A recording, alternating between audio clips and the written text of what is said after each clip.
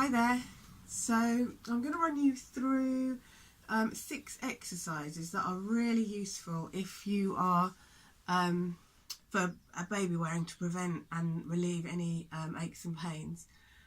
They are really good to do as often as you can, really, and both for preparing your body to carry your baby and also for after you've been carrying your baby, especially for long days, just to kind of relieve any possibility of aches and strains.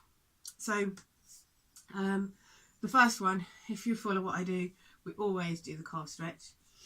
So the calf stretch indoors, you can use a half dome, and again, if you haven't got a half dome, you can use something like a rolled up towel, roll up one edge of a yoga mat. What you're looking at being able to do is put the ball of one foot on the half dome. You want to make sure that when you do, that your feet are hip distance apart. So hip distance is with the feet no wider than the bony part of your pelvis that sticks out at the top here. You want to make sure your both feet are pointing forwards and bring the weight back into your heels so you can move your toes. Now what you're looking to do is stretch this muscle here.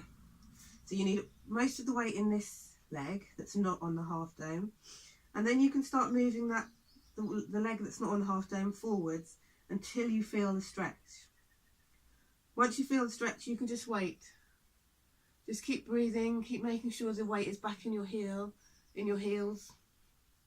Keep making sure that your ear, shoulder, hips, knee and heel on this side are in alignment. You're building up for no more than a minute, but you might only do a few seconds worth, and then go on to the other foot. And you might find that each foot has more ability or less ability to stretch. So just play with that. So that's your calf stretch. Your double calf stretch, you can do this with or without the half dome. You come into your neutral position, so without the half dome. It depends how stiff you are as to whether or not you use the half dome. But you stand again in your neutral stance, feet hip distance apart, weight in the back of your heels, your alignment down the side, and you're going to hinge forwards at the hip. It's important not to just come forwards bending from the back, but think about you've got a hinge joint here, and think about lifting your tail up towards the ceiling. Now you might find that you can't go really low and you want to bolster up or use the back of a sofa if you can't come right down, and just hold that stretch. You're feeling the stretch right down the back of your legs. If you find you can come down and you want more stretch, you can pop the half dome underneath your feet, just under the balls of your feet, and just give yourself that much more stretch. You need to make sure that your ribs and your pelvis are in line. You're not kind of dropping your pelvis out and towards the floor, but that keeps in line with the ribs keep in line with your pelvis, tail untucked. Keep breathing as well, always important.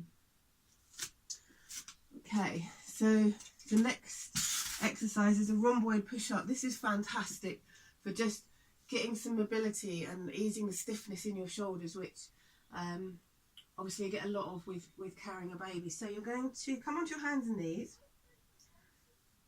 legs hip distance apart, arms shoulder width apart, so they'll come a little bit further apart than your knees, hands pointing forwards, and you're just going to push, just allow your body to, allow your shoulder blades to come together. So you're not dropping down, it's not a push-up, you're just allowing your shoulder blades to come together, squeezing together, and then push up so they come apart again.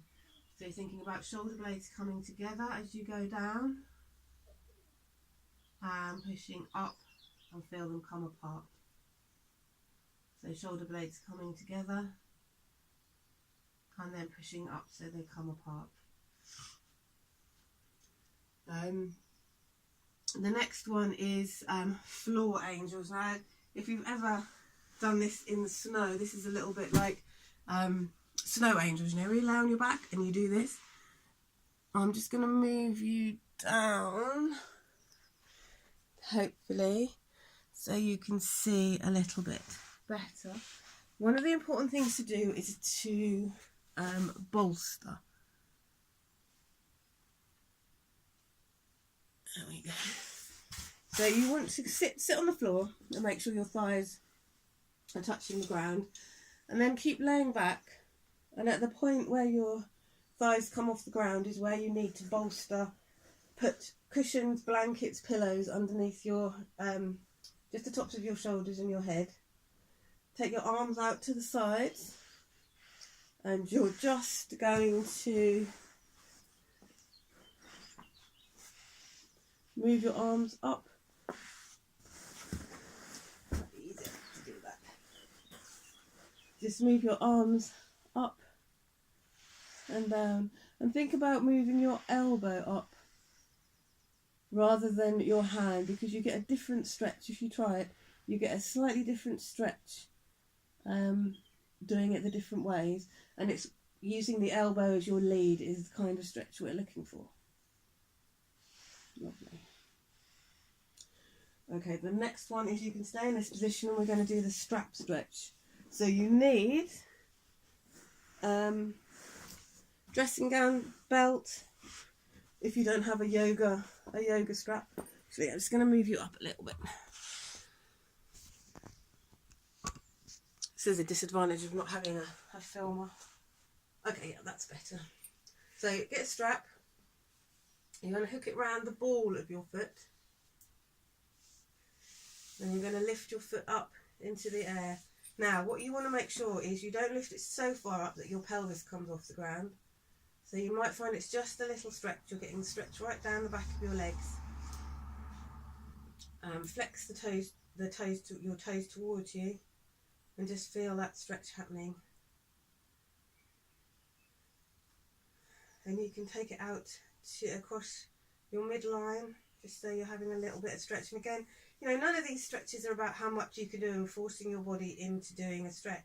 It's more, I like to think of it as an experiment to see how far you can stretch, and whether by the end of the week, if you do this all week, can you stretch that a little bit more.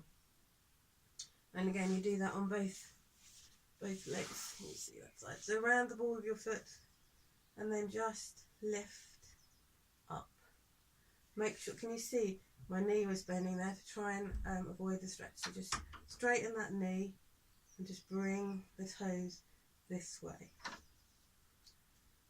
Lovely. And again, just for a minute or two. And the last stretch, my favourite, is called an active rest position.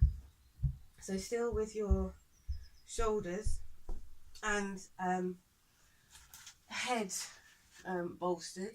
You want them bolstered enough so that you've got your feet on the ground, but your ribs off. So I'm not really bolstered enough here.